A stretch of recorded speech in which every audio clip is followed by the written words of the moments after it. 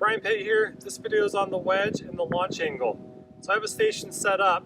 From the golf ball, I counted 2 alignment rods away by 1 alignment rod high, and I put a pool noodle on top of it so you could see it. A lot of times I'll put a piece of string there as a visual. That's going to give me what's it going to look like for roughly a 30-degree launch.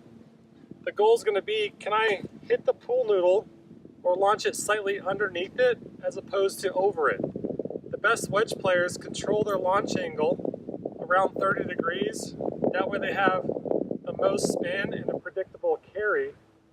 The amateurs tend to hit their wedges too high. They're not sure where that's going to come down. So let's give it a try here. I got 2 clubs. I got a 60 degree and a 56 degree. The goal is going to be, can I find a club that I can consistently hit it underneath that pool noodle? If I stepped up here and made a swing, now I'm going to look at it and say, okay, that ball definitely went over the pool noodle. As I look at the numbers here, that launched at 50 degrees, spun at 3,400, and it carried 28 yards. Let me hit one more.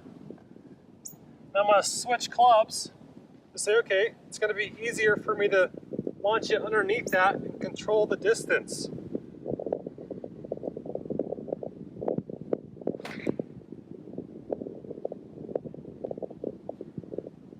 So that one right there was just slightly over the noodle.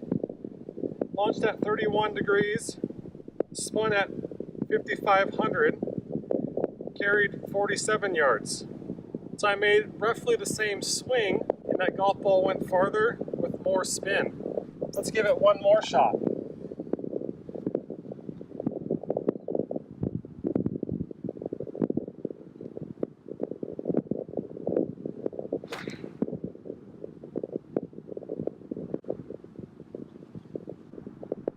So there's a good one for you. Launched about 29 degrees, spun at almost 8,500 RPMs, carried 57.5 yards.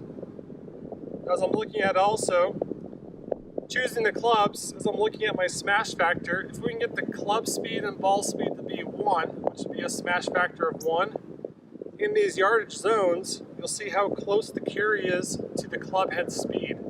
So here's a little station to set up to give you some feedback, which TrackMan is going to do for me. But if I don't have that to use, now I have something for a visual, and I can work on hitting my golf balls slightly underneath that. And you can see I wasn't trying to hit way down to keep it down.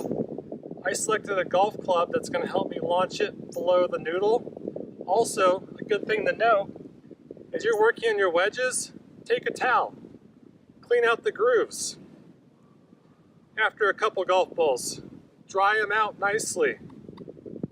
If we can have a fresh wedge, good grooves, and a premium ball, the friction's going to increase, and that's also going to help me keep the golf ball down. If we're hitting a wedge with a lot of grass or dirt in the wedge, or an old wedge, it's almost like hitting a golf ball out of the rough. There's going to be some grass or debris in between the wedge and the ball contact. The friction's going to go down, the launch is going to go up, and the spin rate's going to go down. So here's some ideas as you're working on your wedge game. Put a noodle out in front of you, put a string, put something to give you feedback of how high is that golf ball starting as you're working on your wedge distance carries.